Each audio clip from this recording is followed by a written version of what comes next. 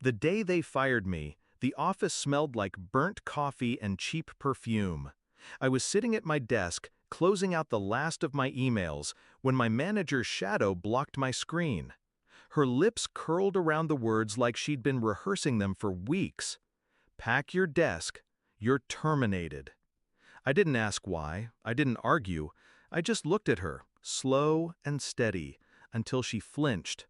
Then I smiled, not wide, just enough for her to see I wasn't surprised. Because I'd already left. And she didn't know that what she thought she was taking from me was already gone. Flashback, 2 months earlier. It started with a funeral. My boss, Margaret, collapsed in her office on a Tuesday afternoon. Heart attack. Gone before the ambulance arrived. I was the one who found her. I stayed until her family came, until the paramedics zipped the bag. She was more than a boss. She was the one who had pulled me out of a failing department 3 years ago and handed me the biggest accounts in the firm. At the wake, her husband took me aside. His eyes were swollen from grief. "She trusted you," he said. "I know she'd want you to keep running her portfolio. 12 long-term clients. $1.2 million in annual contracts. Her life's work." I nodded, but I didn't tell him I'd already seen what was coming. The signs had been creeping in for months.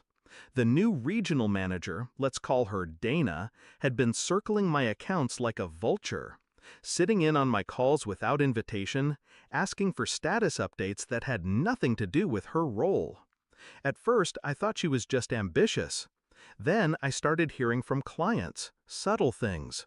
She was emailing them directly, offering additional services under her name, taking them to lunch without me.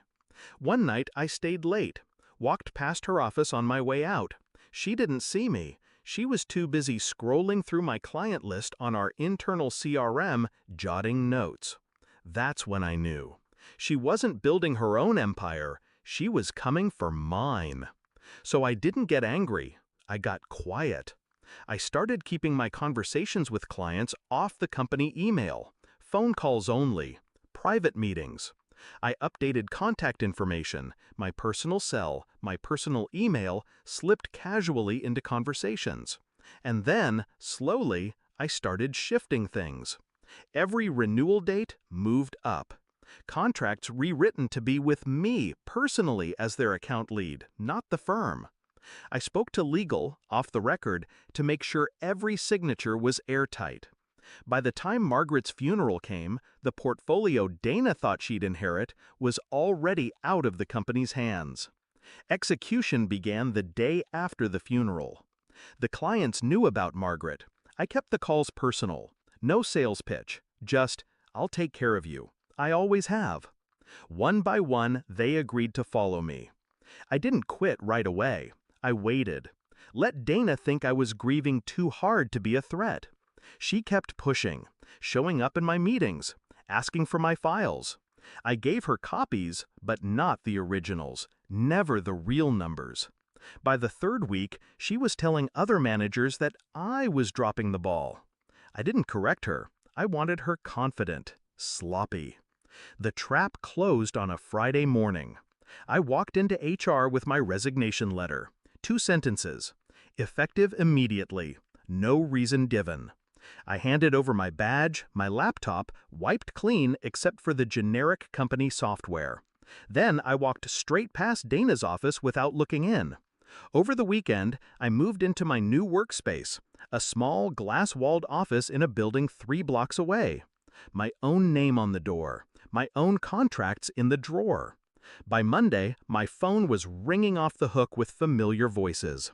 Clients telling me they'd moved with me, that they'd already informed the company they wouldn't be renewing. 1 week later, Dana came for her victory lap. She called me into her office. Her tone was almost gleeful when she said it. "Pack your desk, you're terminated." I wanted to laugh. She thought she'd cut me off at the knees. But here's what she didn't know. By then, there was nothing in that desk worth packing. She must have sensed something when I didn't protest, when I just gave that small, calm smile and walked away. Maybe she thought I was in shock. Maybe she thought I'd crumble later. That afternoon, I sat in my new office, watching the rain streak down the glass, and thought about Margaret, about loyalty, about how quickly ambition turns into betrayal, and about how easy it is to take everything from someone who thinks they've already taken it from you. 2 weeks after my termination, the firm sent a desperate mass email to all my former clients offering discounts and bonuses to stay. No one responded. A month later, I heard Dana was no longer with the company. No press release, no farewell party, just gone. I never reached out. I didn't need to.